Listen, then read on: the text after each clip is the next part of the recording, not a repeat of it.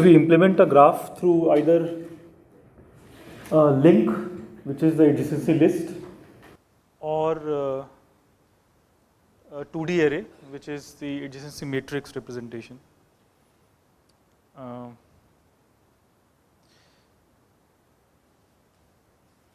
usually we'll use adjacency list only, but sometimes the input may be an adjacency matrix, and then we'll specify that. So be prepared with adjacency matrix also for your quiz.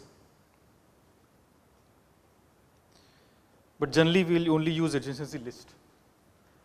So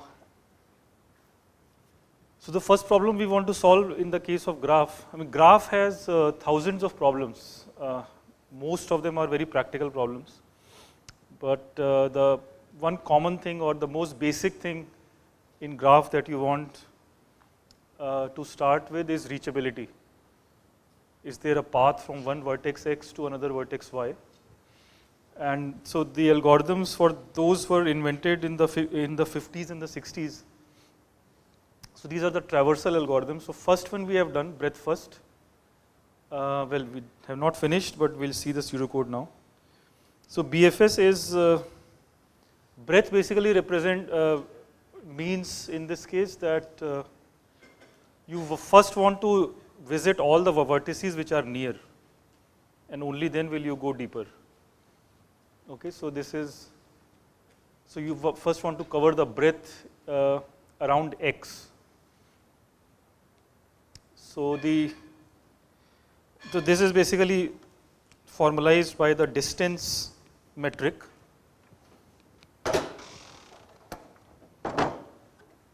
So the distance from x to y is the least number of edges or the shortest path between them. So shortest path obviously cannot have any repetition, because if a vertex repeats or if there is a cycle, then you should just delete that, edit it out, right? So shortest paths will be free of repetition and cycles. So it can be only between 0 to n minus 1. 0 meaning that it's the x equal to y, and n minus 1 meaning that you are visiting all the vertices. It can also be infinity if x and y are unconnected, right? Which happens when? Yeah, when x and y are not in the same connected component. So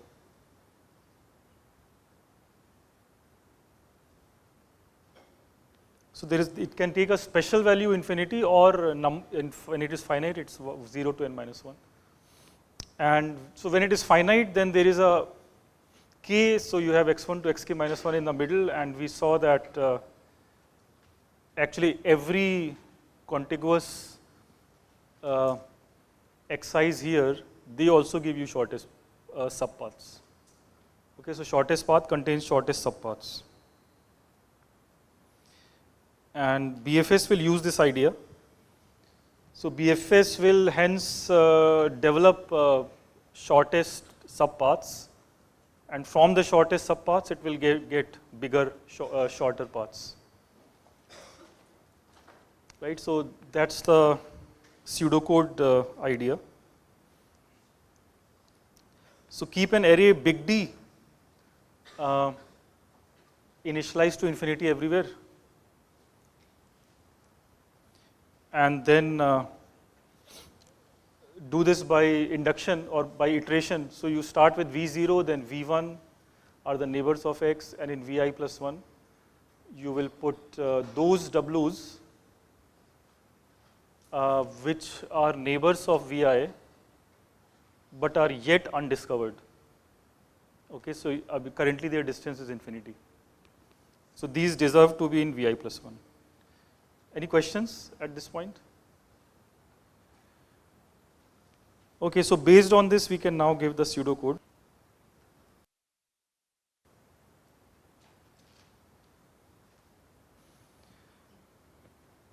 So this will be, so we'll be using a data structure which we studied before. Can you name it? Q, right? Why do you need a Q here?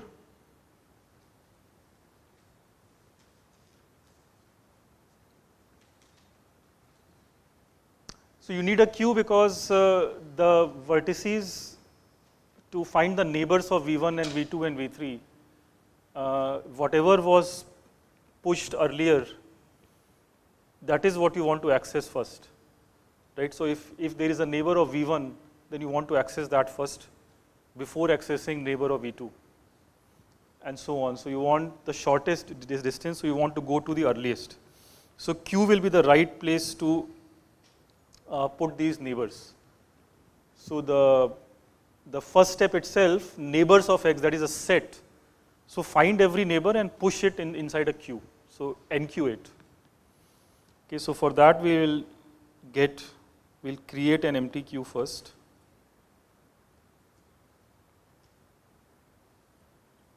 Let's call it Q. And in that we NQ X. This D, big D array, value already we know for X, and others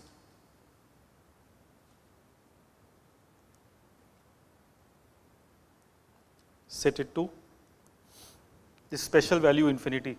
In a real C program, how do you implement infinity? Max and, yeah, sure. Is there a more canonical way to do this? You know the size of the graph n, right? You know n, so you just set it to n, because distance, real distance cannot be more than n minus 1. So n is your infinity. So whatever it is, so infinity is basically that big number, which cannot be shortest distance if it was real. And then you do the comparisons accordingly in the later part of the pseudocode. So while this queue is non-empty or not empty,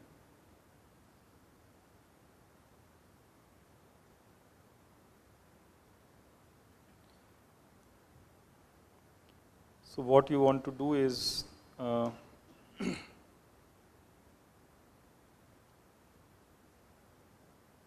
you dequeue,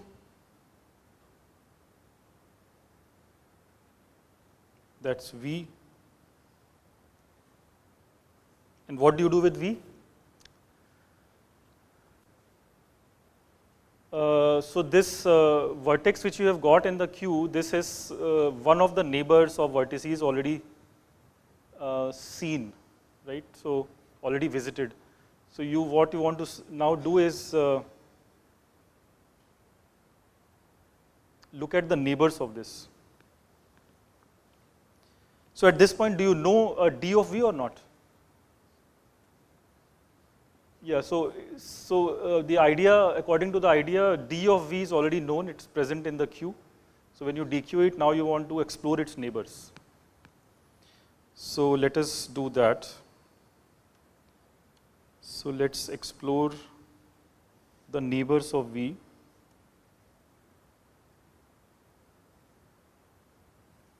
So that's a for loop. And the only interesting case is when this distance is unknown, right? So which means that W is not yet visited in your ripple. The ripple has not reached W yet. So this is the first place where the ripple will reach W. So there you will know the distance. So if this is infinity, then you know that what do you have to do? dW is equal to? Yeah. I think I started with array brackets.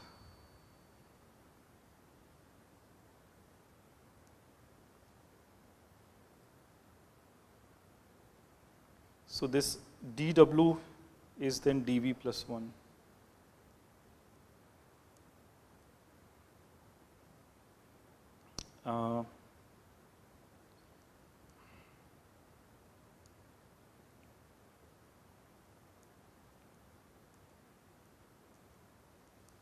And what next?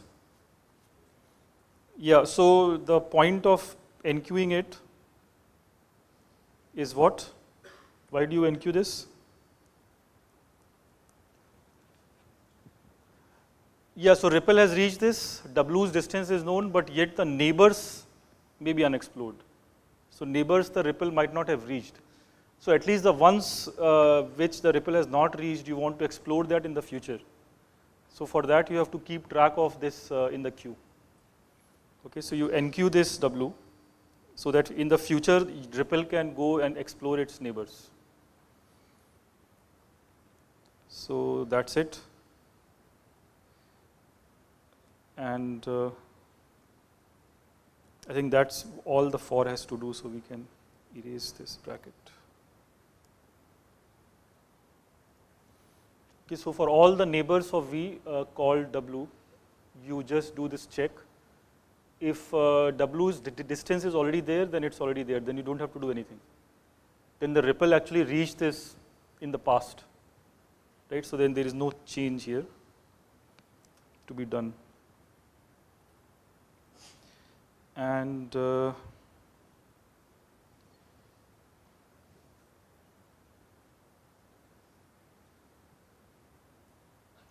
right, so now I think we are done. So the while should end here.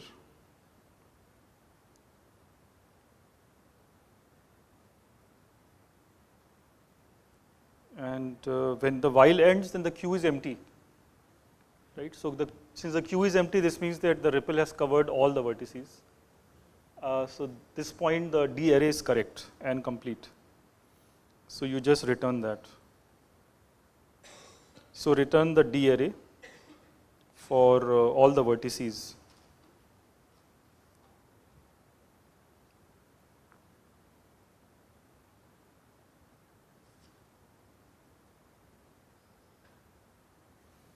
Okay, so the whole D array pointer can be returned to this array. So that's all.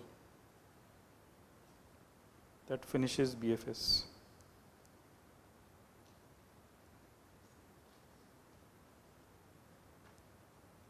Any questions?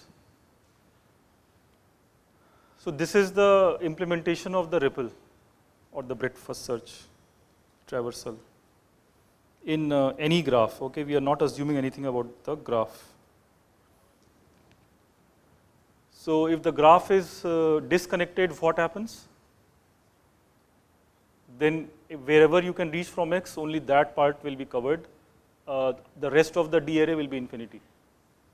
But if the graph is connected, then this would cover all the vertices. You will know all the shortest distance from X.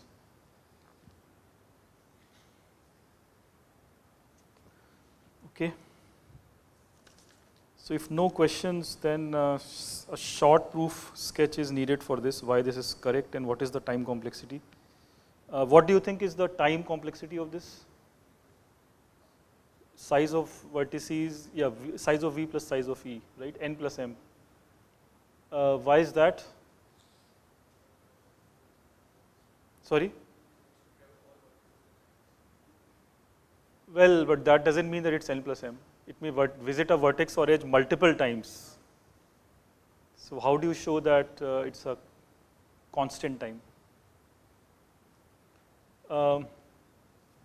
So first main observation is that no vertex once dequeued gets enqueued. Okay, so once out of the queue, you cannot go back.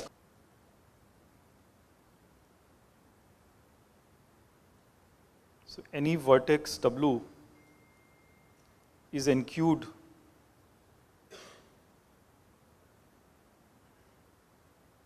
in queue at most once.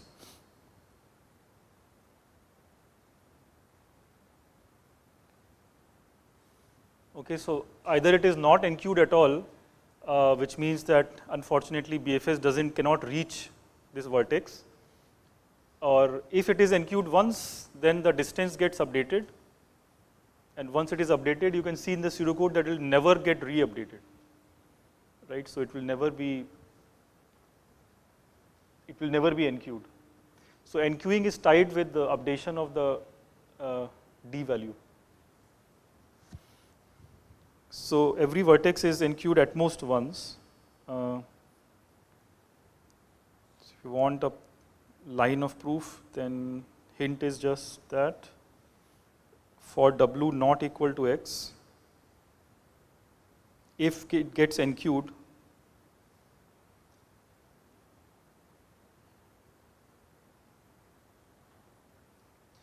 then dW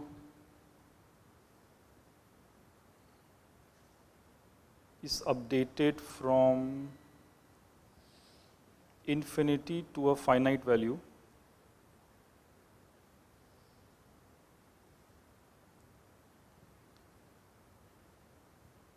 and then it is never changed back.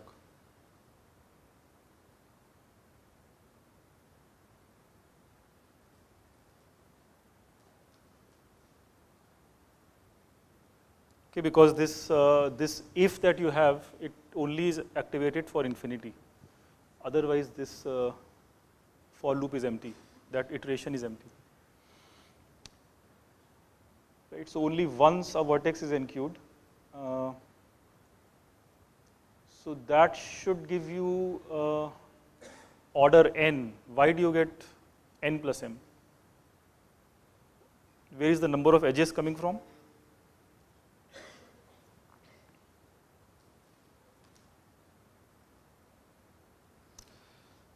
Yes, so there is a for loop. So that also we have to count.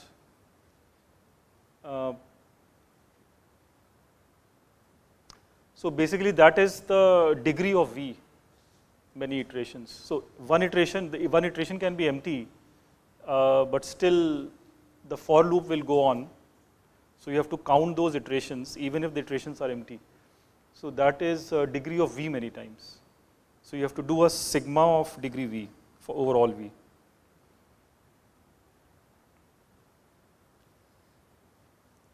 So that's the other observation, that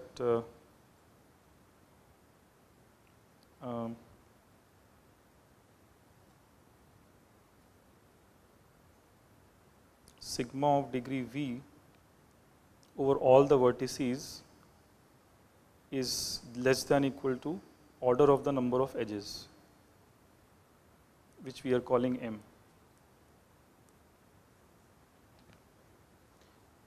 Okay, so this is just the simple proof, is just the simple observation that whatever be the graph, if you sit at a vertex V and look at it, the neighbors, count the neighbors, and if you do this over all V, then you are just looking at an edge twice, right? Because an edge can be seen from one endpoint or the second endpoint. So this is just, this is bounded by 2 times M.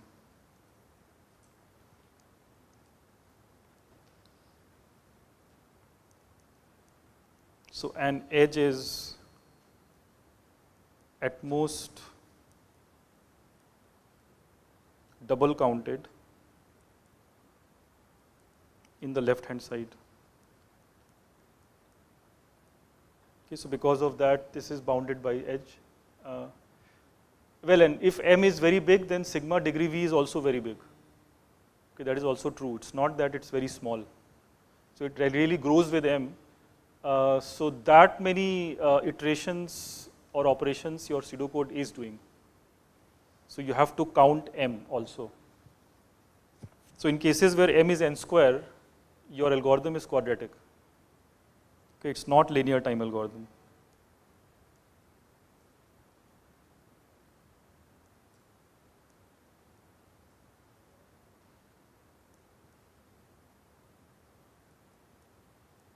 Example, if M is n square by 2, then your algorithm is actually a quadratic algorithm.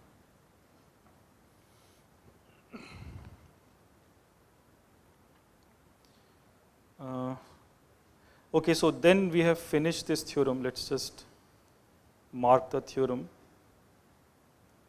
of BFS, which was proved by Moore in 1959. That BFS takes time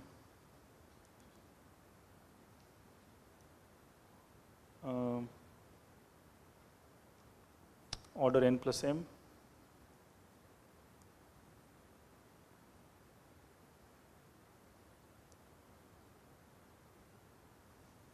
it covers the connected component of X in the graph on which you did BFS. So ideally this, I mean, N and M are actually, N is the number of vertices in a connected component and M is the number of edges in the connected component. You may not have to go over all graph, the whole graph. Okay, N and M are actually just, you can take them to be just the connected component because it doesn't even go outside. So it covers the connected component of X and correctly computes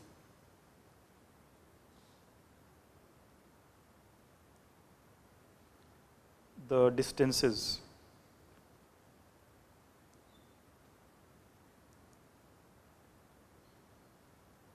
X to V. Okay, is this clear? So much of this we have already shown, time complexity, connected component. What is the proof that the distance is correct from X to V for all V?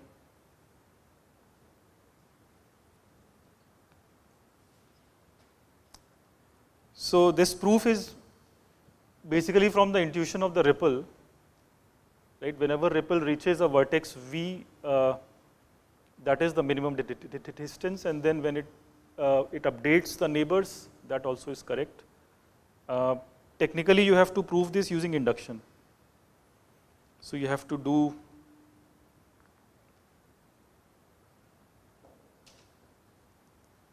induction on what? Induction on the ripple size, right? So the distance from X to V.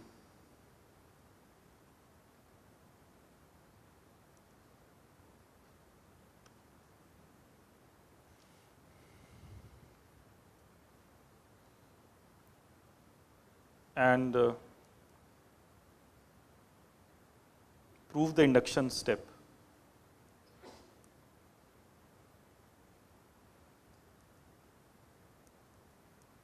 So the induction step is everything is fine from X to W, and then you take one more step. So what happens? Okay, so the ripple was correct up to W.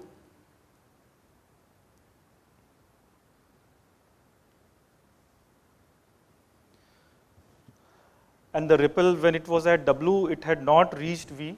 V, distance of V was set infinity as initialized. But now you are seeing an edge. So if you are seeing an edge, then it means that the distance of V is, it is less than equal to 1 plus d of W. So the only other option is that it is dW or less. But if it was that, then the ripple would have seen earlier. Right? So just by this one induction step, you get the proof.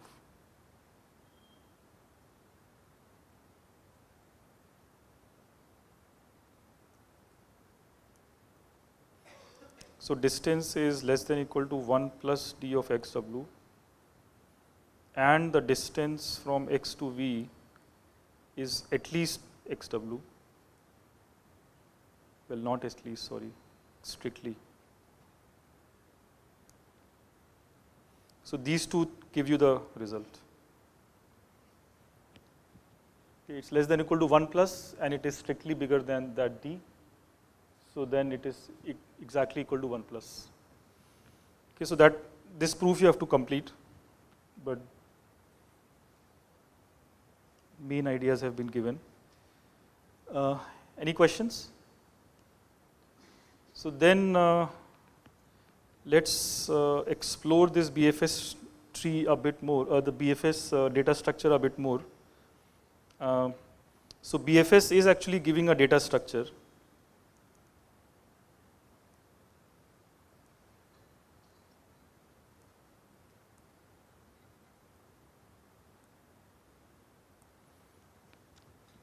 So the data structure that it is creating by exploring the graph is many things. So it is telling you the distances in the array. So with this one-time investment, you have computed the distances from X. It is telling you hence the connected components. So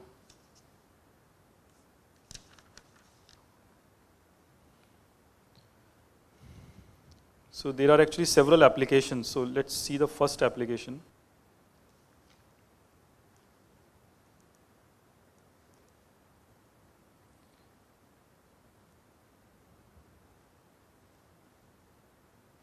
So suppose you wanted to answer the query whether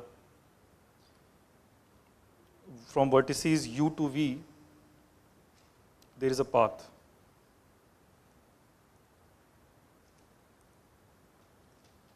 And let me just, okay, at least here I need an undirected graph.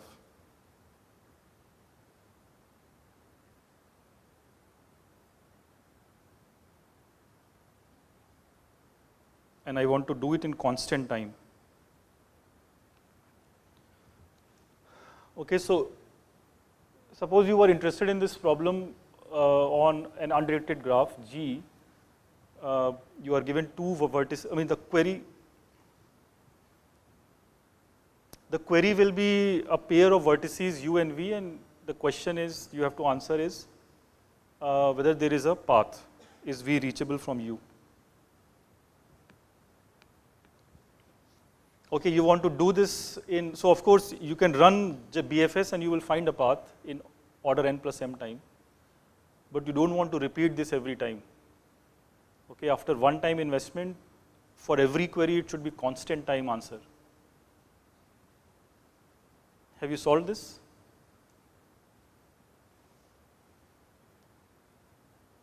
Yes or no? So BFS is giving you a data structure where you can, while you are doing BFS, you can update or you can label every vertex according to the connected component number. Right, all these vertices come from CC1, connected component 1, all these other vertices come from connected component 2 and so on. So now when u and v are given, you just have to check their label, whether u and v have the same CC index. Okay, so if and only if the indices, CC indices are equal, they are connected. Right, so this is a constant time query answering using the BFS data structure. So the idea here is simply that while doing BFS,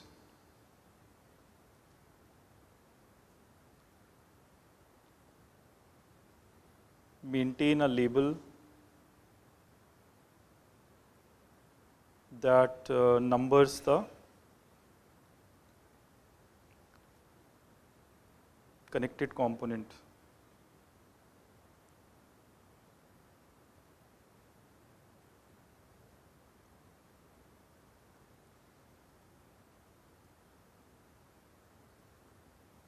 Okay, so you basically have, when you are doing BFS here, so all these vertices you can number them 1. Okay, so basically it's a separate array. Instead of D array, you can have an L array. And the L value of all these vertices is set to 1 when you are doing BFS, and then the BFS stops, which means that connected component of X has been covered. Now what? So now you can take a vertex which is uncovered. Right? This is X1, you can take some X2 which is outside. And then you can do BFS on that. And you can call all of them, L value is 2, and so on. Okay, so this is your graph. So in one time BFS, you would have labeled all the vertices by these connected component indices. So now when somebody asks you UV, you just have to check what is LU, what is LV, whether they are equal.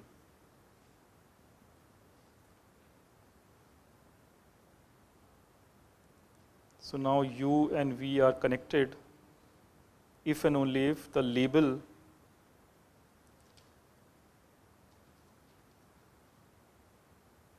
are identical.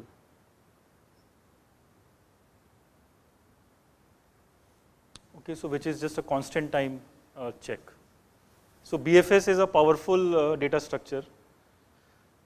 It not only tells you connectivity from single vertex X to others, but also between any two pairs, between pair of any two vertices. in an undirected graph. Okay, for directed graph, as we have seen, the graph can have more complications.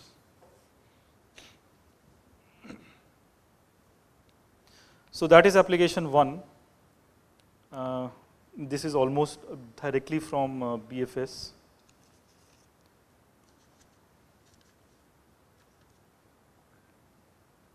And building this takes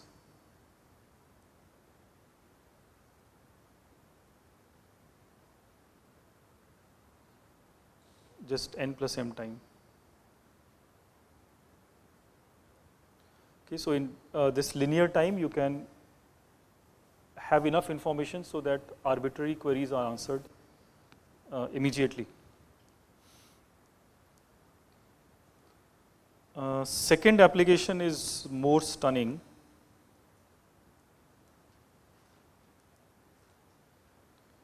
Which is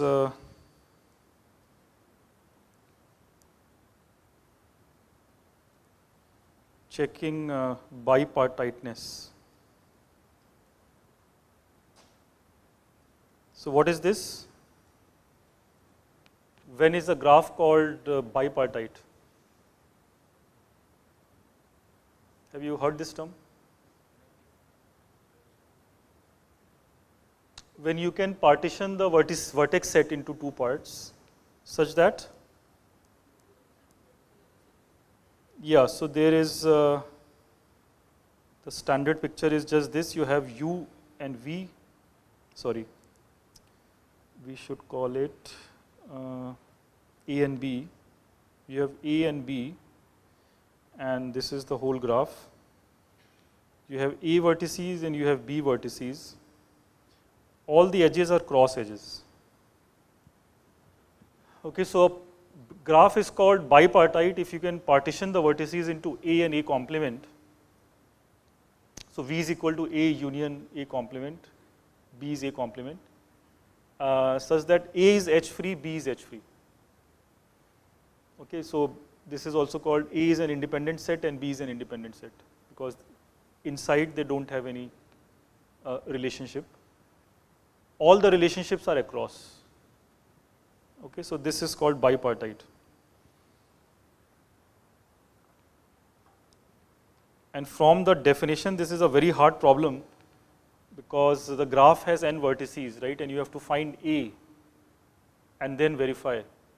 But how will you find A? A has many, many possibilities. How many possibilities? Number of subsets of 1 to n, right? That is 2 raised to n. So there are, for 100 vertices, there are 2 raised to 100 possibilities. So you have to go over all the possibilities and check which one works, right? So this is a very difficult problem. So G is vertices, edges. This is called bipartite.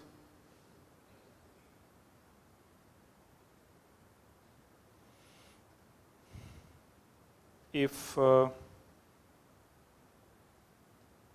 yeah, this again I have drawn undirected edges, so we'll be only talking about undirected graph here. So undirected graph G is called bipartite if there is a partition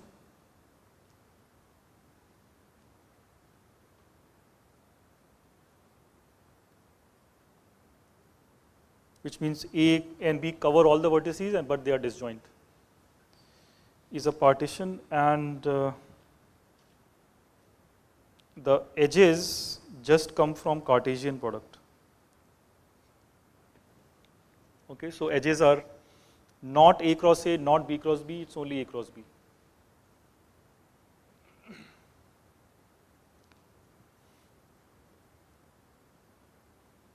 So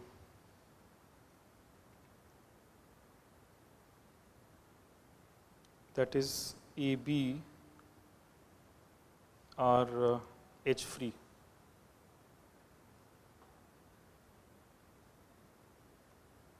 It's also called independent set. So AB are independent sets or they are H free sets of vertices. Is this clear? how do you solve this problem faster than the impossible algorithm?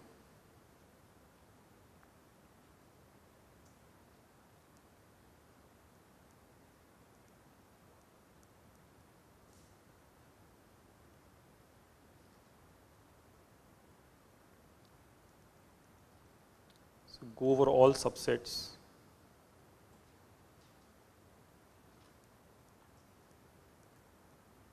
of V, right, which will take 2 raised to n time.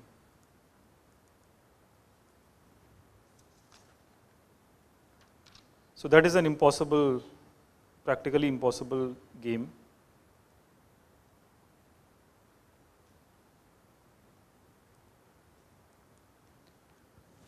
Right, so is there a faster algorithm for this? Now since you have seen BFS. How can you use BFS? So what happens if you do BFS in that picture? In a bipartite graph, what will happen? If your x is here and you do BFS g comma x, what will happen? Yes, exactly. So the ripple will, all it can do is alternate between A and B, because from A it will go to B, and either it will now just halts there. If it doesn't halt, then it cannot go to another vertex in B. It has to go back, right? So then it will go back to A, and then B. So in the ripple idea, what you have to see is whether the ripple is alternating. Or in other words, whether there are two vertices which are, so you number the ripple waves, so 0, 2, 4, so all the even ones you can call them A, and all the odd ones you can call them B. Okay, so now the ripples are odd or even. Use that as your partition called A and B. A is even, odd and B is even, or A is even and B is odd. So for example, X is now in the even ripple, because that was the 0th ripple. But you have to check whether this is actually a correct bipartite evidence, right? So for that you have to check whether there is whether there are two vertices which are both odd or both even. Right, so you can check that, and if the test passes, then you know that the graph is bipartite. In fact, you have found A and B. Right, so that would be the easy case. The hard case will be you did not find, or you did find this AB did not work, and now you have to show that there is no other AB possible. Right, because ripple was a natural phenomena. It just took one path or one possibility. You have to show that no matter what ripple does in nature, it will never find an A. How do you show that? So that is the part which we have to work out.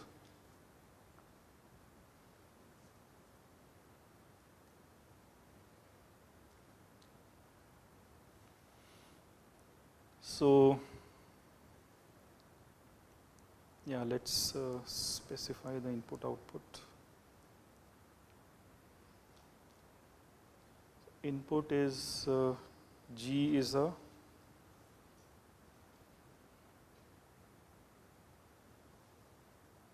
connected undirected graph.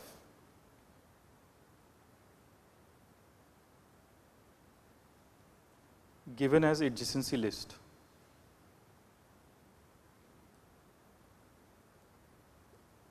Not matrix. And in the output, what you want is a bipartite representation.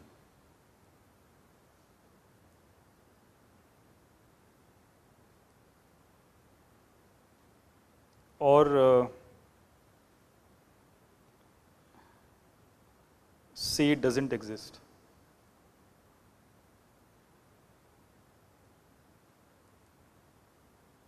So if the graph is bipartite, output the bipartite representation AB, or if it doesn't exist, then you have to declare that it doesn't exist, okay, to solve all the cases.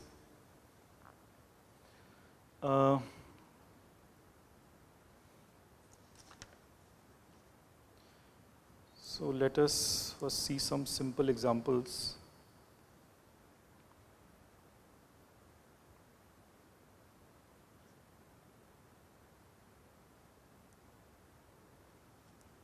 So is this bipartite, this graph with 1, 2, 3 as vertices? Yeah, what is the proof? Just go over all the cases. So the proof is that you can try to develop A or iteratively build A. So you can just call this vertex in A, and then this vertex has to be, yeah, both of them have to be B. But if both of them are B, then BB is a contradiction. Or this conflicts. This basically proves that no A or B choice will work. Okay, so what you have learned is that a 3 cycle is not bipartite. What about a 4 cycle?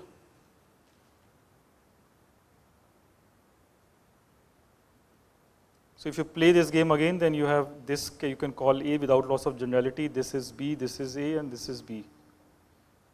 So this means that this graph G2 is bipartite because you can just put these vertices, you can cluster these and the rest.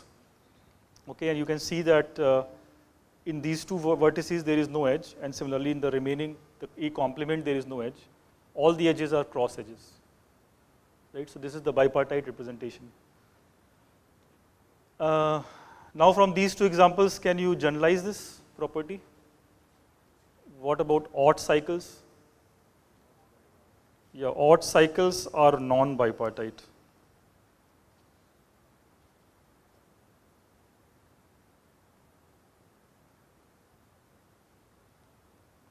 And even cycles,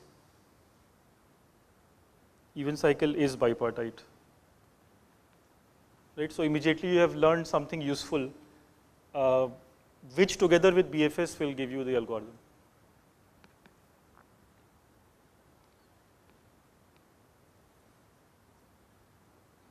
Yeah, but sometimes the examples can look much more complicated, like a hexagon.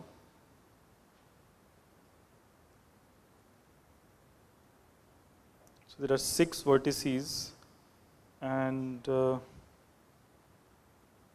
these are the edges. So is this graph G3 bipartite or not? It's not a cycle, so those observations will not apply. So here again you will do the same game, of course, that you will try to label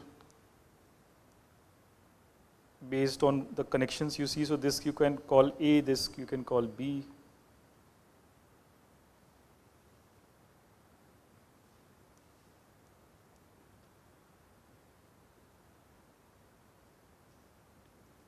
Right, and then you have to manually verify that the 3 A's are edge-free and the 3 B's are also edge-free.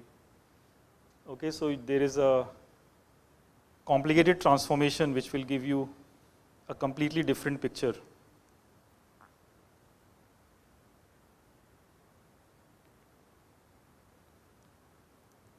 Right, and then the edges are, I don't know how many edges there are, 3 edges. So I think it's a complete, should be complete.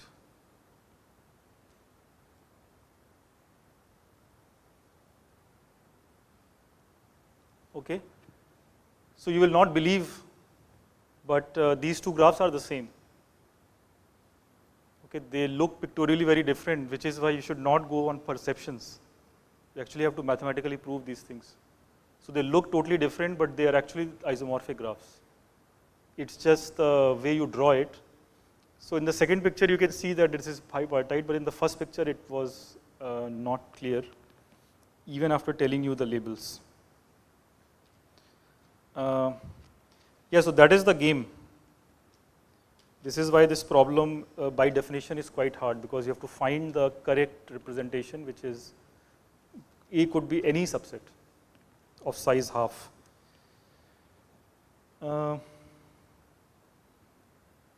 So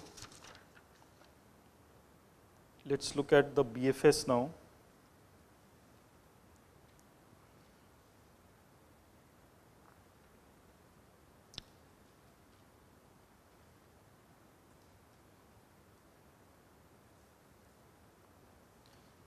So BFS gives a tree structure.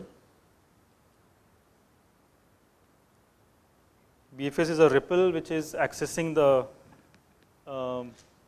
vertices through these edges. If you only look at the edges which were important, it's a tree. There is no cycle. So that is the BFS tree. So let us draw that.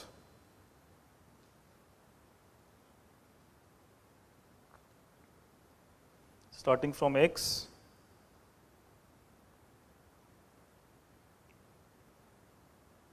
and distances 0, 1, 2.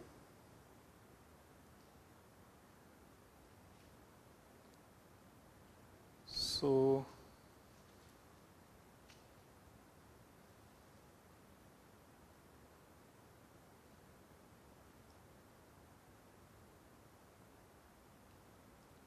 okay, so these are the vertices divided into these layers as the ripple passes,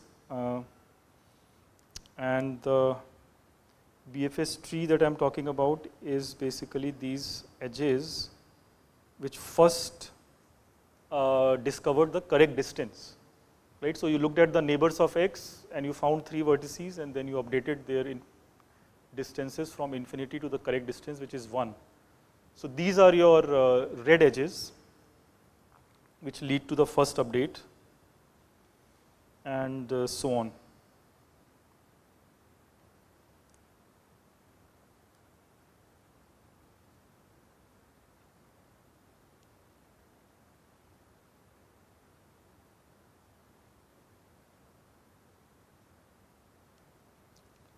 Okay, so these are the red edges. These we call the tree edges, because these led to the updating of the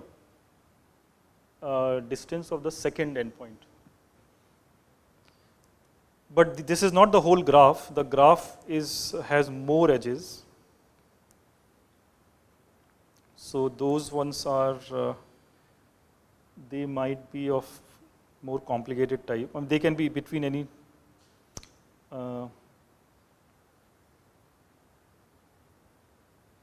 like this is the vertex W. So from here you can have edges of this type. Okay, so I have drawn 3 edges from W, these blue edges, which were unimportant in the BFS search. They did not lead to any interesting update. Can there be more edges from W? So for example, can there be an edge from W to X? W to V1 you have seen an edge. Can there be an edge from W to V0? Yes or no? No, right? Exactly. So when you see a vertex, BFS has the tree has this property, or the graph itself has this property that from W there can be edges only between, if you are at Vi, then Vi minus 1, Vi plus 1. There cannot be edges outside this small zone. So that is one property. So W in, so this I am calling Vi. So W in Vi can't have edges to V I minus 2, I minus 3 dot dot or to I plus 2, I plus 3. Okay, so the only place it can have edges is from Vi to Vi minus 1 and Vi plus 1. Okay, so this property you should prove formally. This comes from the guarantee that W is distance Vi, and all other vertices also have correct distances. So there cannot be a blue edge which is jumping too much. Okay, there it can only be between these three levels. So that's the description of BFS tree edges and non-tree edges. Okay, and based on this we can complete the pseudocode tomorrow.